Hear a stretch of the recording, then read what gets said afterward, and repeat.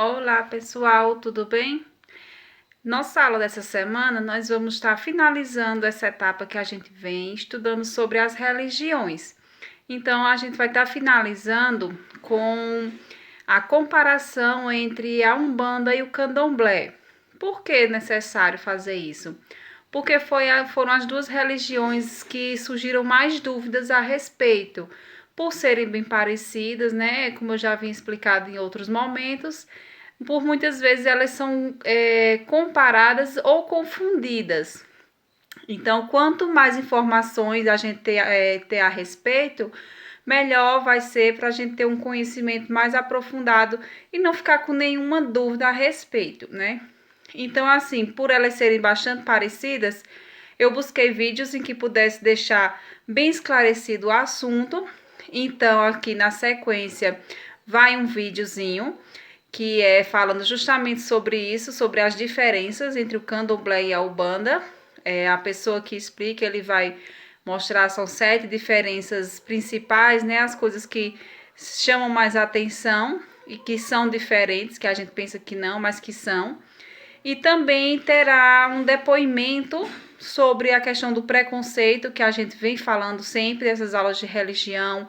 Eu sempre venho falando bastante sobre a questão do preconceito que existe entre as religiões, principalmente dentro do candomblé e da umbanda, tem muito preconceito. E a questão do respeito que a gente deve ter pela religião do outro, né? Independente de que ela seja diferente, que ela tenha coisas assim, mais puxadas, mais diferenciadas, né? Então, assim, a gente tem que sempre buscar respeitar a religião do outro. E a partir do momento em que a gente começa a estudar, a obter mais um pouco de conhecimento, a gente vê que realmente tem muita coisa que é desnecessária.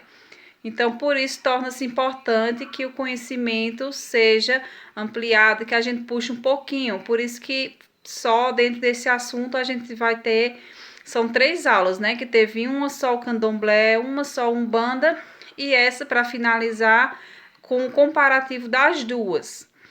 Mas aí vocês vão assistindo os vídeos em sequência, não vai ficar muito grande, mas aí ele vai complementar bastante, tirar as dúvidas que vocês tenham a respeito, porque também tem um trechinho que fala sobre a questão do Exu, que as pessoas têm muita dúvida a respeito, né, do que é ou quem é o Exu.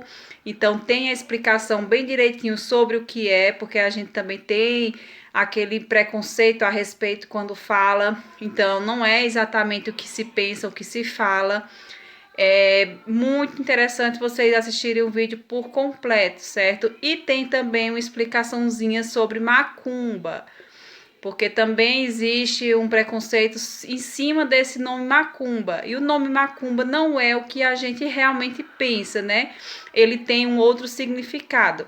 Então, vocês é interessante que sigam o vídeo adiante e assistam por completo, porque essas foram as dúvidas que ficaram mais evidentes nas nossas aulas. Então, eu busquei as respostas para que vocês ficassem bem por dentro do assunto e esses preconceitozinhos que ainda existissem possam ser desfeitos, né? E a gente aprenda a ter a tolerância com a religião alheia, mesmo que ela tenha suas diferenças, certo? Então, vamos seguir assistir o vídeo que vem agora em sequência para vocês complementarem esse aprendizado, tá certo? Eu vou hoje comentar sobre 7 diferenças entre Umbanda e Candomblé. Muita gente acha que se trata da mesma religião, não só leigos, mas até umbandistas em si. Então hoje vamos entender um pouquinho de alguns pontos que diferenciam uma religião para outra. A primeira diferença que eu quero citar é sobre a origem e o propósito de cada uma dessas religiões. Ainda que ambas tenham nascido em solo brasileiro, o Candomblé tem como propósito resgatar a cultura africana. Então nós vamos ver dentro de um barracão de candomblé a presença dos costumes, das características, das crenças, da ritualística, da visão do mundo, da musicalidade, do dialeto, das divindades, exatamente como era na África. Então o candomblé busca resgatar essa cultura. Já no caso da Umbanda, não. A Umbanda busca resgatar a cultura brasileira. Então nós vamos ver dentro do terreiro de Umbanda a presença do índio, do escravo que foi catequizado, a gente vai ter a presença do nordestino, a gente vai ter a presença do sertanejo, do caipira, né? A gente vai ter a presença do malandro do morro, entre outros. Então, enquanto uma busca resgatar a cultura africana, o outro busca resgatar a cultura brasileira. A segunda diferença que eu posso citar é sobre o culto ao orixá. Enquanto no candomblé, não muito diferente de como é na África, é visto o orixá como um ancestral divinizado, já na Umbanda nós o vemos como uma força da natureza, apenas como uma energia sem uma forma humana. Ambos cultuam o orixá, porém o veem de formas diferentes. Uma terceira diferença é como ao atendimento aos consulentes. No candomblé, normalmente o consulente ele é atendido e aconselhado através de um oráculo chamado Meride Logum, ou Jogo de Búzios. Existem outros oráculos também que nós podemos encontrar dentro de um barracão de candomblé. Mas lá, o consulente recebe as orientações do orixá através deste oráculo. Já na Umbanda, o atendimento ao consulente se dá através da incorporação das entidades. Então, os aconselhamentos que um consulente recebe é através de um médium manifestado de uma entidade. A quarta diferença que nós podemos notar está no sincretismo religioso. No candomblé mais tradicional, a gente não vai encontrar essa associação das divindades africanas com santos católicos, por exemplo. Já na Umbanda, nós vamos ter essa estrutura, em que Jesus Cristo tem uma relação com Oxalá, em que Ansan representa Santa Bárbara, em que São Jorge representa Ogum ou representa Oxóssi e algumas outras regiões. Enfim, então essa relação simbólica entre santos católicos e orixás, nós vamos encontrar muito mais na Umbanda do que no candomblé. A quinta diferença está na iniciação. No candomblé, nós vamos encontrar diversos procedimentos iniciatórios e preparatórios para o indivíduo ingressar na comunidade. Então, para ele ser parte daquilo, para ele se dizer candomblessista, ele precisa passar por alguns procedimentos e que existem ao longo do tempo da vida desse candomblessista alguns outros rituais iniciatórios. De 1 ano, 3 anos, 7 anos. Então, ele passa por várias iniciações para poder ser reconhecido. Já na Umbanda, isso não acontece tradicionalmente. O indivíduo basta vestir a roupa branca, ingressar em um bandista. Existem algumas casas, algumas particularidades de iniciação. Isso são particularidades, mas na essência da religião, o indivíduo não precisa passar por nenhum ritual, por nenhuma iniciação para vestir o branco e entrar no terreiro. A sexta diferença que você pode perceber está na presença dos espíritos desencarnados no terreiro.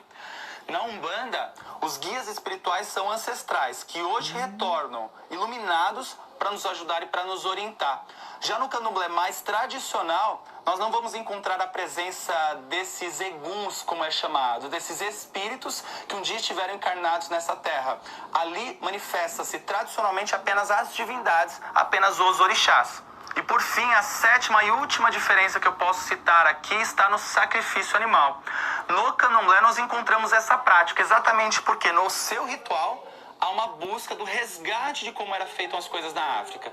E na África sacrificava-se o animal para a divindade, para o orixá, e distribuía-se aquele axé e aquela carne para a comunidade. Já na Umbanda, nós não vamos encontrar essa prática na sua base ritualística. Até que alguns terreiros hoje fazem isso. Porém, na base da Umbanda, nós não vamos encontrar esta prática e este princípio também. Agora vai o videozinho, o trecho onde tem o depoimento. Ela é uma seguidora do candomblé, mas ela dá um depoimento particular de um caso de preconceito que aconteceu com ela, mas que também poderia ter acontecido se fosse um bandista do mesmo jeito, porque existe essa semelhança na questão do trajado, das roupas. Então, vocês prestem bastante atenção, porque é uma coisa que pode acontecer com qualquer pessoa, e assim é uma coisa que a gente deve levar como lição para não fazer a mesma coisa. A gente estava saindo para uma obrigação, né? Fomos para a cachoeira e entramos dentro da padaria para comprar pão. Ao entrar já veio aquilo que a gente estava todo branco, pano já na cabeça, de ojá, pano de cabeça, e tipo as pessoas já te olham meio assim, né? Já começa a te se afastar daquilo. E tipo, uma moça que tava perto meio que encrespou, né? Tipo, que a gente não tinha o direito. Aí eu questionei, né? Por que não o direito? Falei, uma roupa iria o quê? Iria contaminar alguém, né? E nisso ela, tipo, debateu. E eu acabei falando pra ela, eu não vou me dispor com você. Mas só vou te falar uma coisa, o seu Deus é o meu Deus. E a gente vem do princípio que a nossa religião nada mais que a natureza, é amor. O preconceito vem mais por não conhecê-la. Ela achou que você não tinha o direito de estar dentro da padaria? De estar dentro da padaria, vestida a caráter, com a roupa do candomblé. Na verdade é assim, quando você vai, principalmente quando você vai procurar emprego. Então lá tem a exposição, né? Então você fica assim, se eu falar que eu sou do candomblé e o dono foi evangélico, ele já não vai me contratar. Então a maioria das pessoas da nossa religião fala que é católica. Então ela não assume o quadro, né, de dizer eu sou candomblecista ou eu sou umbandista. Agora tem a explicação, né, sobre o Exu, que eu falei, né, para vocês entenderem melhor o que é o chamado Exu, né, que ficou muita dúvida sobre isso, e também sobre a macumba, que também é uma coisa que ficou muita dúvida, muitos alunos perguntaram o que era, como era. Então eu pesquisei bem direitinho, então tem aí um depoimento de um profissional que é da religião, que é a melhor explicação possível, né? Então fiquem bem atentos. A macumba, na verdade, ela não existe, né? Porque macumba é um instrumento, musical, tudo. Então, a macumba, eles falam por quê? Quando passa numa encruzilhada, vem um despacho, que pra gente é um ebó. Então, aí já acha que aquilo lá, não que não tenha, porque tem muitos rituais de outras casas que fazem maldade sim. Isso daí é mentira dizer que não. É do ser humano. É do ser humano. Mas aí eles já falam macumba por isso, por achar que... agora eu vou abordar o tema Exu, que todo mundo acha que Exu, na nossa religião, é o demônio. E na verdade pra gente não. Exu, ele é vida, ele é abertura de caminho, ele é prosperidade. Então ele é a chave do nosso universo. Então sem ele não tem o poder, porque Exu vem do fogo. Então ele queima as larvas negativas e também traz a positividade. A gente fala que é o único orixá que tem o dom de abertura de caminho na parte do dinheiro. Porque orixá puro, que são os nossos pais de cabeça, não lidam desse lado. Mas Exu sim.